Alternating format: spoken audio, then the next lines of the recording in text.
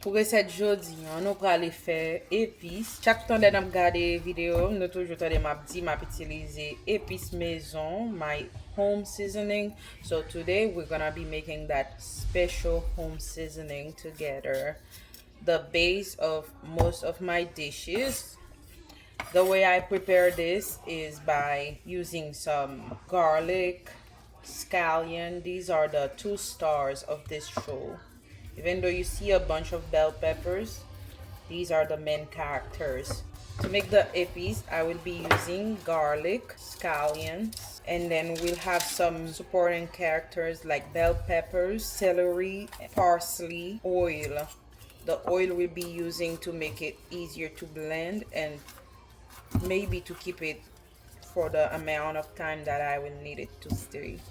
On va utiliser l'ail, poireau, piment douce, persil, céleri, et puis moi gen l'huile tout qui pour aider li blender plus facile.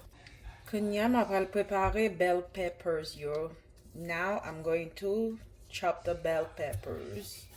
I'm using green, red, and yellow peppers. Just going to. Actually, there is a nice way I know how to. Qu'on utilise pour couper le plus facile. Je juste retirer partie dans mi-temps avant. Put it to the side. Après ça, m'a retirer tout ça qui est en dedans ventre là. Care. Retirer tout petit grain too.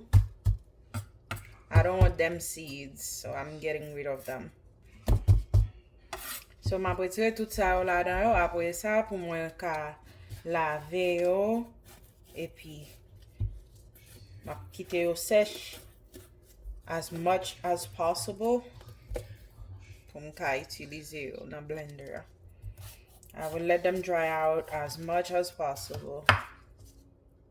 Look at that bright red, so pretty. Red bell peppers smells so yum and looks so bright. M'sonje lem tap grandi en Haïti, les moun te kon a fait épices, yo pat kon nan tout bagay sa. Épices en Haïti, te kon utiliser seulement deux ingrédients là a fait manger. D'après ça, me te kon ouais. C'est vrai, yo te kon utiliser piment douce avec tout persil, avec un peu l'autre bagay dans cuisine là, mais c'est pas dans épices. Là yo te kon a fait manger pour faire épices, m'sonje yo te kon utiliser l'ail, poireau, nan pilon ou pilé ça comme ça. Elle te kon bay une bonne odeur, bon saveur. Il y a des cas spéciaux, des occasions spéciales côté qu'on va mettre persil, piment piqué, poivre avec tout épices là et puis un petit maggi, c'est qu'on les y a fond épices pour viande. Ça a tellement une bonne saveur tout. Qu'on y a ici, là, on fait épices, j'en on a fait. J'ai l'impression que c'est juste pour conserver bon petit saveur ça. On le mettre dans le frigidaire pour gâter et pour juste tout blender ensemble. Et ça me pense. C'est vrai, il y a saveur tout, même senti saveur en Haïti, t'es toujours plus frais.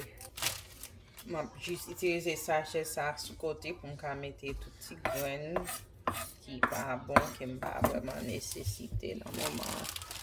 Ça a fait bon compost. And we will be working on the celery. I'm just removing the old tips. I have those from Sam's Club. They are all already pre-cut and cleansed. It looks like you could even eat them right now. But I don't like this little dry or browning part of it. It makes it look dead, so I'm just gonna take it out. Après ti pati sa yo, ti pati marronné sa yo pou nan céleri parce qu'elle fait paraître comme bagay qui mouri sans vie. So I'ma just take them out. Fin couper végétal yo comme ça, m'a prali racher yo en des morceaux pour yo ka rentrer dans blender facile. I will be cutting the veggies afterwards so they can fit into the blender easily. For now, I'm just doing the big chop. That's my parsley right now. I'm just going to remove the part of the stems. Oh, did I just call this stems? It makes me think of stem cells. So m'a retire gros bout de bois sa yo ki nan persillon, mba vraiment besoin yo. Yo même tou yo chargé avec bonne odeur et puis saveur, mais m just retire parti ki yon jan paret mouri yo. So now I'm going to chop everything, and after I'm gonna take them to the sink so I can wash them to make sure they are clean and neat, just the way I need them for my recipe. So I'm just gonna be chopping stuff.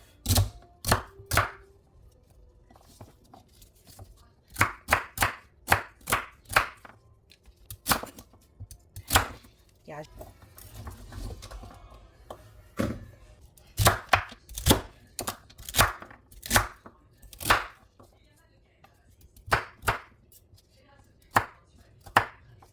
Les pou fin gen epis sa ki fet, ou mette li la, c'est comme si tout plat presque prêt ou fin à moitié. Moitié ça que ou gen pour faire dans manger. Il chargé avec saveur, il chargé avec couleur, et dans moment ça qui cuisine moins gen une odeur capé. Mande vin manger. Il sentit bon, et m'bos ou quand même mettre dans salade tout. But I'm not gonna do that. M konen gen moun Ameriken, yo tap pran sa, yo mette nan salade, yo mette sel la dan, et puis yo di son salad dressing. But I'm not doing that. Eske manti Ameriken yo? I know some people would be taking that and put salt. They would say light mayo, salt, pepper, and then boom, that's a salad dressing for them. But us, we're gonna be cooking that. Nap cuit li. Nou pa wal manje sa tout kou. Men m konen li manjab.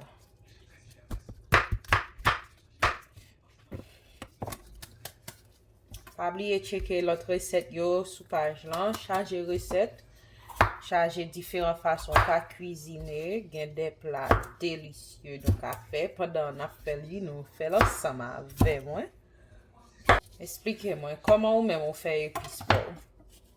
Est-ce qu'on toujours été dans la recette originale là, qu'on utilise seulement poireau avec tout l'ail? Ou bien est-ce qu'on ajoute toutes complications ça? Est-ce qu'on blende ou bien est-ce qu'on pile? On connaît blender à très convenient, mais piler à plus frais et il y a plus saveur. Regardez couler, ça c'est l'arc-en-ciel. Celle que ça nous manque là, son petit bagay bleu avec tout rose. Oh, apa nous gen rose, couteau assez rose, même si nous pas blender dans épice là. Des fois partie ça fin fait et comme si m'ka di nous épice nous fin fait c'est seulement blender, nous pas besoin de blender. M'pa pas ajouter sel ni vinaigre dans épice moi dans moment. M'vle faire épice là vierge. Pas ni ajouter piment. Aucun lot. L'aime du piment, m'a pas de piment piqué. Parce que ici, on ne va pas manger piment piqué comme ça. The holiday is coming up, 4th of July. What are you gonna do for this holiday? Are you planning a cookout or will you be coming to my cookout? We're gonna do the last part of the chopping. Remember, this was the first thing and now look at it being the last. I love me some scallions. They smell so good. Wow. And some people even put onions in their epis. Gen moun ki men mette zonyon nan epis yo. Mwen, sak fem pa mette, pa go ken rezon. But if you want, you can add onions. And I love me some onions. Now we're going to be at the washing station where we're gonna be washing everything. So I'm gonna dump them in this tray. You remember that tray I talked so much about? Got that. Alright, so now I'm just going to have my water on and then everything will be washed. And from this thingy, the little hole will be very helpful to remove all the seeds of the bell peppers. Like if there was some extra, it's gonna get rid of them. I didn't wash my garlic because I already got it from a package where it's already peeled and washed. So I'm just gonna leave them because I'm trying to have as little water as possible in the epis so that it can maintain its freshness. Nou ka pa lave la yo, sa va ve dire que la yo pa ka besoin lave tout, mais comme te achete yo tout raché dans yon package, dans yon sachet, m'pa wè aucune raison pour mal nan lave yo encore. Moi vle éviter gen de l'eau externale le moins que possible.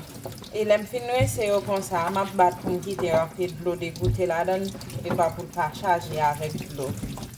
Parce que m'vle éviter de l'eau. As much as possible, I'm trying to avoid excess water. I'm just gonna turn off the water so I can let them dry off a little bit. Konya, m'pense yo te prend assez de temps. Li pas beaucoup de temps, mais m'pense un peu de l'eau dégoûtée là-dedans. Moi, l'utiliser blender pour m'ka commencer mettre yo là-dedans pour faire préparation. Now I'm just going to use the blender so I can start with the blending, the mixing. I'm gonna use a handful of garlic and I'm gonna use a bunch of my fresh epis. And then I'm going to use a generous amount of oil. Okay, I think that should be enough oil. We don't want too much oil either because I'm not making an oily drink. So I'm just gonna cover it and blend those. And so now we have this epis. We're gonna put it on our blender. It looks like I forgot how to use it, so I'm just gonna use the smoothing mode because I want it thin. I know you can do it as thick as you want, but I'm gonna go with the thinning. So I'm gonna start.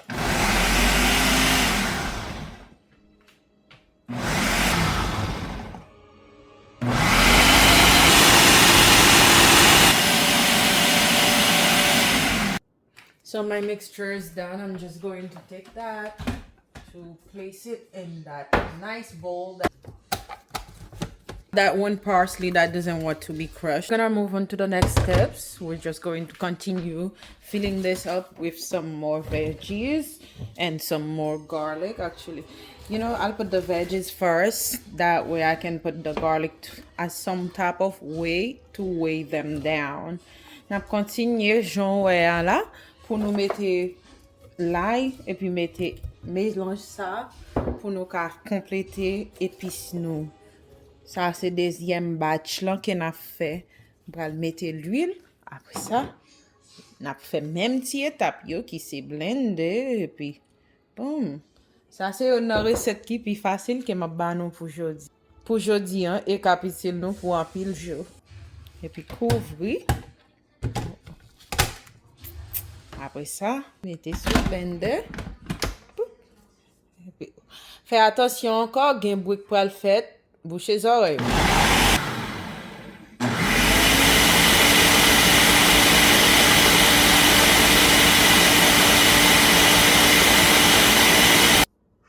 Alright, so nous retirons ça pour nous vider le même genre nous fait. Puis là, nous vidons.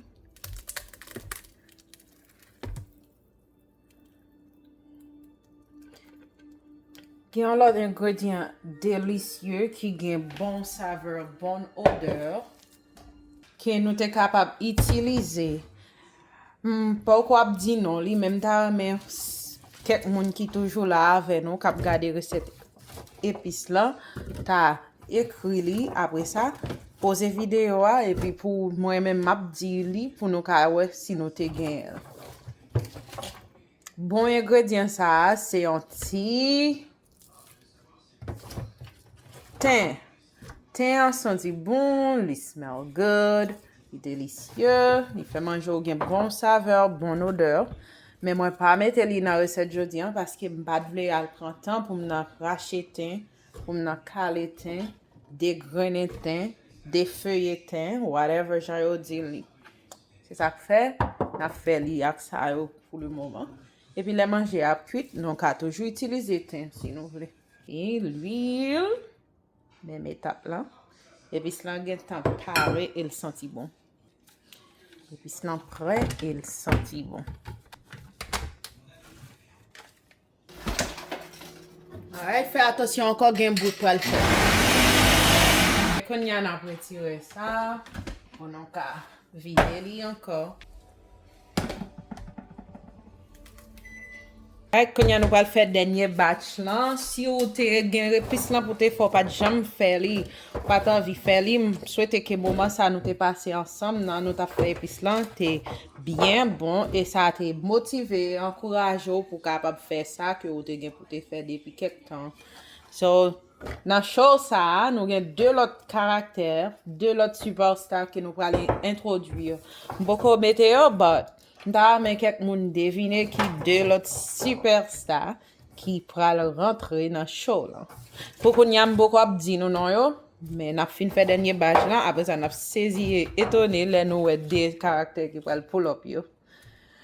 C'est un seul caractère lié, même pas c'est un seul caractère mais il venir en paire. Et puis on mettre l'huile. If you were to make that epis and you've been holding on to it for quite some time, you didn't feel like making it, now is the time. Now is the moment to do it.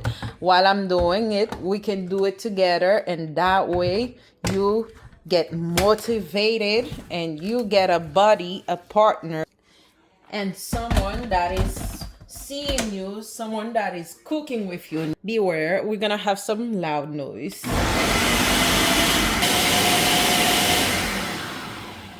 Okay, so then your batch not fini. Like I was saying before, we're just going to empty that into our big bowl, our tray. It's so much epis right now.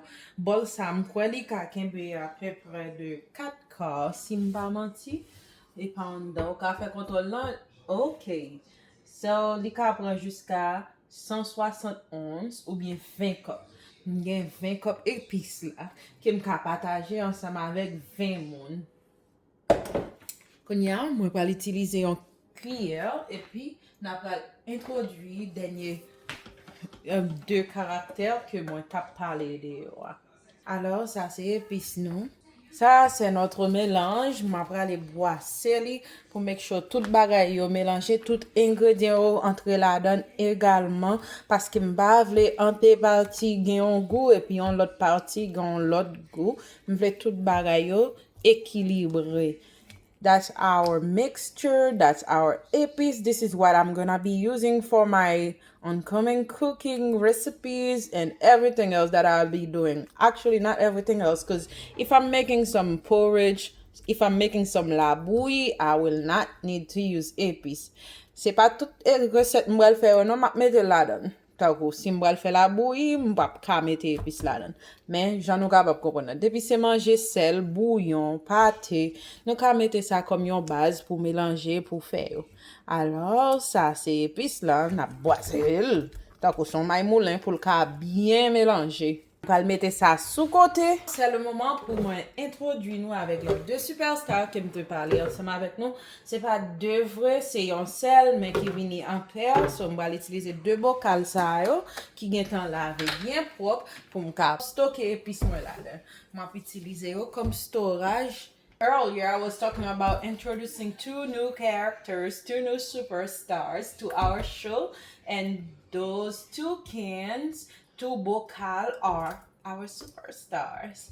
I'm using them to stock my epis to keep them in the fridge and stay fresh. I was gonna do it all at once, but I didn't want to take the risk of messing up, creating a mess for myself.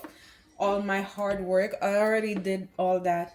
So I'll just be a little patient and you can still hang out with me, stay with me to stock your own epis.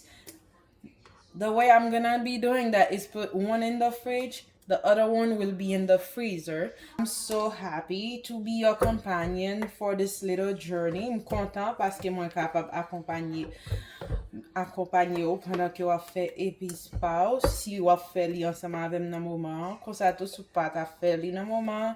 I'm content parce que I'm capable moun sa qui te faut songer qu'on gen epis lan pour le faire et puis ou al faire li ensemble avec. Ça supposé last me about 3 to 4 months. or even more. So it looks like my get a fait assez pour chaque bocal yo. And that's the epis. It has a little bit of everything in it.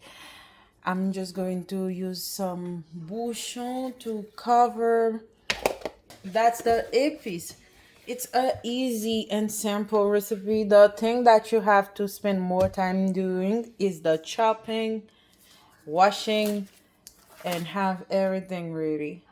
So thank you for coming today, for showing up as we made this recipe together, to make it together. And guess what? I will see you on the next one. Stay blessed.